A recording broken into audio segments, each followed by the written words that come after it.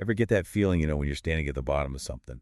Just massive, looking up and up and up, and you almost feel kind of small and awestruck. Oh, yeah, totally. Like when you're next to a redwood or one of those giant Gothic cathedrals. Yeah, exactly. I bet that's how people felt way back when they'd see those ziggurats, those Mesopotamian Oh, ziggurats. absolutely. Those things were huge. And they weren't just buildings, right? They were these symbols of reaching for something bigger, connecting to the divine. Yeah, and speaking of reaching for something bigger, we're diving into the Tower of Babel today, One of the most famous tall tales out there. literally. And what's crazy is this story from Genesis, thousands of years old. It's still relevant today, right? It really is. It's about that human need to understand each other, break down those walls of language and culture. And maybe even a fear about what happens when we can't communicate when things fall apart. Exactly. That's more relevant now than ever, I think. And it's not just about language either, right? Mm, There's that ambition, the pride, even divine intervention. definitely. It's a story that's captured the imagination for centuries. Artists, writers, all sorts of thinkers. And the thing is, the Tower of Babel might not be just a myth. Right. Like there's a good chance it was inspired by real events, real structures, specifically in Babylon. Okay, so let's back up a bit and talk about the story itself. So in Genesis chapter 11, verses 1 through 9, it talks about this time when everyone spoke the same language. So like total unity. A total, huge potential for cooperation, but also kind of led to this hubris, Okay, I see where this is going. Yeah, they decided to build the city with a tower so high it'd reach the heavens. So like they were challenging the gods. Basically, and that was seen as a threat. So God steps in, mixes up their languages, and scatters everyone. So that's why we have so many languages now. It's a myth, of course, Yeah. but it kind of explains that humans struggle to understand each other. Right. And the interesting thing is this story might come from a very specific historical moment. The Babylonian exile. So 6th century BCE, the Babylonians under Nebuchadnezzar II, they conquer Jerusalem and deport a lot of the Jewish people to Babylon. That had to be rough. Oh yeah, super traumatic, ripped from their homeland temple, destroyed their whole sense of identity shaken. Total loss and confusion. Exactly. And scholars think much of Genesis, including the Tower of Babel, was put together during this exile. Makes sense using storytelling to process trauma. Right. And picture it, these exiled Jews surrounded by Babylon's power and grandeur, they might have seen their own experience in this story of a people brought down by their own ambition. Wow, that's a powerful connection. Now imagine yourself in ancient Babylon, a city known for wealth knowledge, incredible architecture. I've seen pictures, but hard to grasp the scale yet. Oh yeah, they were colossal. Specifically Etemenenki, this huge ziggurat dedicated to Marduk, the main god of Babylon. How big are we talking? The base was 96 by 96 meters and 96 meters high, a total skyscraper of the ancient world. Whoa, almost as tall as the Statue of Liberty. People must have been floored. Especially for those exiled Jews, it would have been a symbol of Babylonian achievement.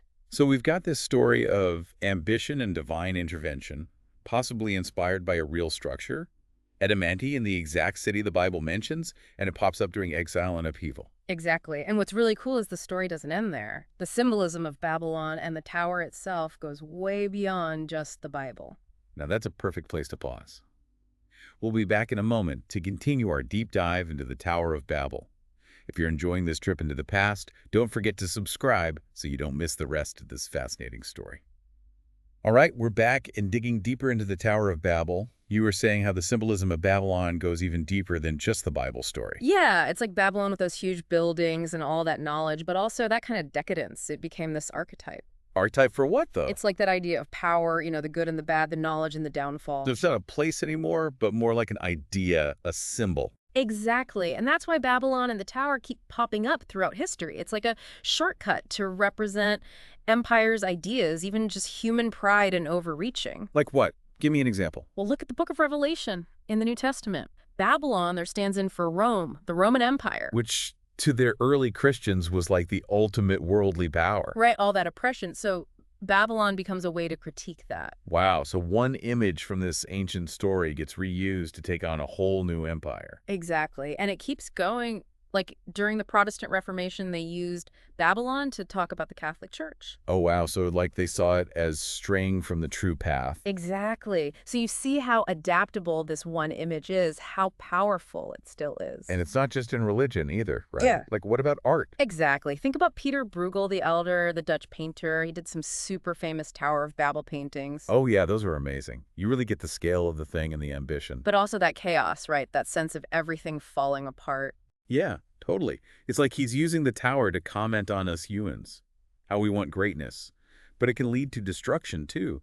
It's funny, even today, the word Babel still means like confusion, miscommunication. Right. It's stuck with us. Think about the Babel fish in Hitchhiker's Guide to the Galaxy. Oh, yeah. The universal translator? Exactly. It's like the opposite of the Tower of Babel curse, like a solution to miscommunication. It's not just sci-fi. There are tons of language learning apps called Babel. It's like this ancient story about communication problems is super relevant in our globalized world. So what does this all mean? What can we learn from the Tower of Babel, the real Babylon, and how these images still matter today? Well, I think it shows us how powerful stories are, how they last beyond time and culture. The tower, whether it was real or myth, it speaks to something deep about being human. That desire to connect, understand, and that fear of what happens when we don't. It makes you wonder if other myths, other stories have roots in real history. Maybe we're surrounded by the past without even realizing it. Exactly. And that's what makes history so cool. It's not just dates. It's about these connections, these hidden meanings that help us understand now. It's like those archaeologists we talked about digging up the Bible. Mm-hmm. They were looking for proof, but maybe they were also searching for themselves, their place in the world. And isn't that what we're all doing in a way? Trying to find meaning, connection, a sense of belonging? I think so. The Tower of Babel, with all its messiness, it reminds us that this search never really ends. It's a journey we're all on, even when we speak different languages, literally and metaphorically. That's a great way to put it. The tower is kind of a reminder that we're all human. We all want something more, and we got to find ways to build bridges, not walls. So we've been talking around this big question, right? Like, what does this all mean for us now?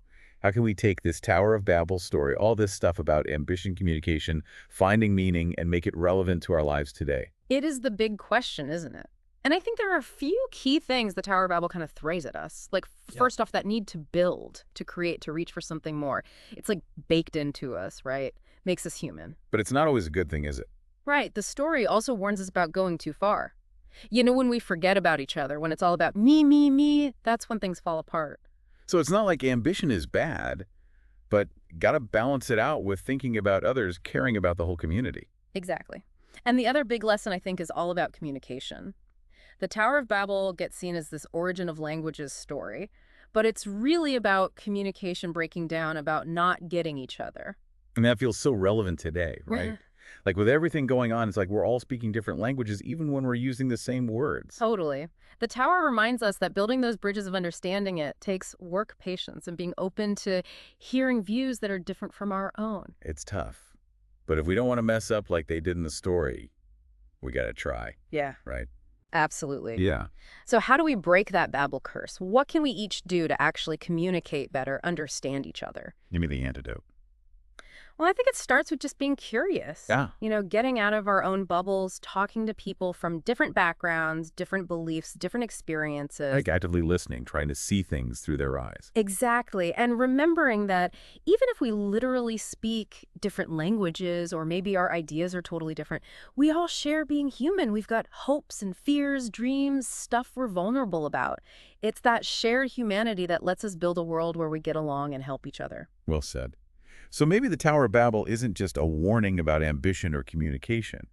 It's this reminder that we're all in this together, part of this huge, crazy, connected human story. And it's our job to build those bridges to talk to each other and make the world a little better. I love that. And that's the amazing thing about history, these stories. They can teach us so much about who we are and who we want to be. We started with this image of a tower reaching for the sky, ambition and pride all mixed up. And now we're talking about the biggest questions there are. What's it mean to connect, to find meaning in this crazy world? It's been quite a journey, and hopefully it's made you think about the stories we tell about history and how we can make the world a little less babbly, you know. Totally. And remember, this is just one deep dive into a whole ocean of knowledge. Keep exploring, keep asking questions, and keep those brains working. We'll be back soon with another topic, so don't forget to subscribe and join us for the next adventure. Thanks for listening.